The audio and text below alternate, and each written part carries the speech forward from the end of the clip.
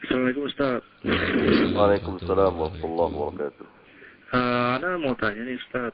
Ya. Tentang Abu Lahab Ustaz.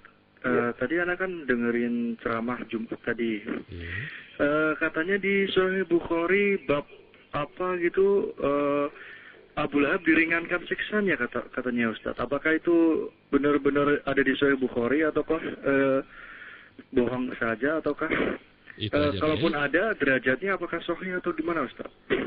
Iya. Jazakallah khair. Tafadhol Ustaz. Iya.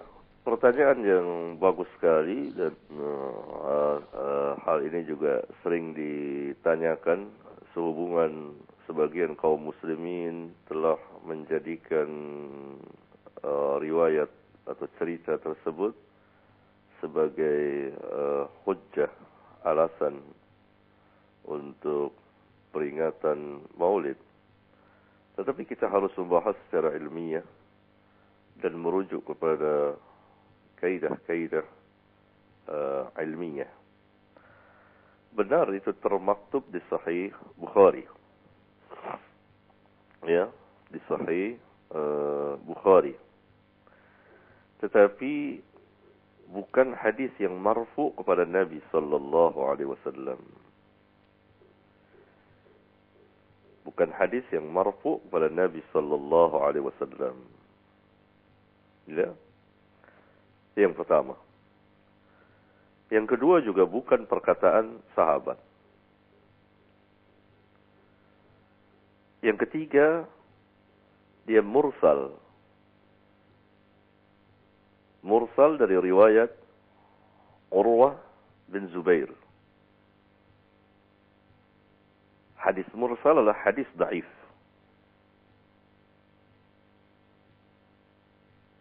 Dan ma'ruf bagi kita, bagi para ulama, bagi para orang-orang alim, bagi para pelajar yang membidangi ilmu hadis,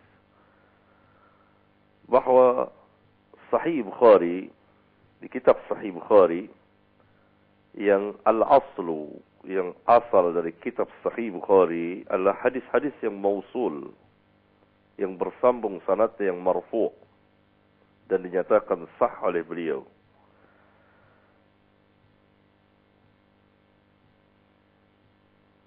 Dan beliau juga banyak membawakan riwayat-riwayat yang lain yang tidak menjadi asal kitab sahih beliau. Seperti riwayat mursal ini. Jadi kita harus merujuk ke kitab itu. Kita melihat langsung sanadnya.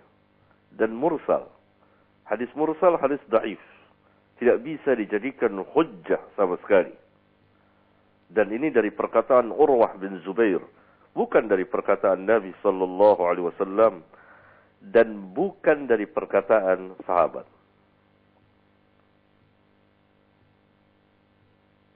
Yang pertama. Dan ini dijelaskan oleh pensyarah Sahih Bukhari, yaitu Al-Hafiz Ibn Hajar. Yang kedua, di situ dikatakan mimpi. Bermimpi. Ada keluarga Abu Jahal. Ada keluarga Abu Lahab. Itu bermimpi. Bermimpi. Siapa keluarganya ini? Ada yang mengatakan Abbas bin Abdul Muttalib, yaitu saudaranya. Apakah dia sudah masuk Islam ketika itu atau tidak? Tidak jelas. Dan dalil syar'inya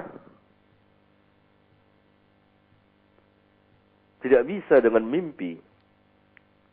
Dengan mimpi-mimpi tidak bisa.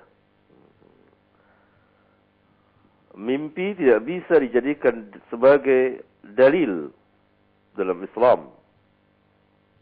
Kecuali mimpinya para nabi dan rasul. Ini mimpi dari orang-orang yang tidak diketahui. Yang kata ulama, tidak ada kejelasan siapa mereka ini. Dan sudah masuk Islam atau tidak waktu itu. Oleh karena itu, riwayat ini sama sekali tidak bisa dijadikan hujjah.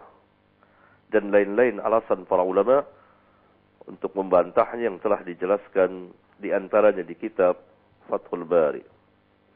Iya, barangkali. Jazakallah khairan Ustaz. Iya.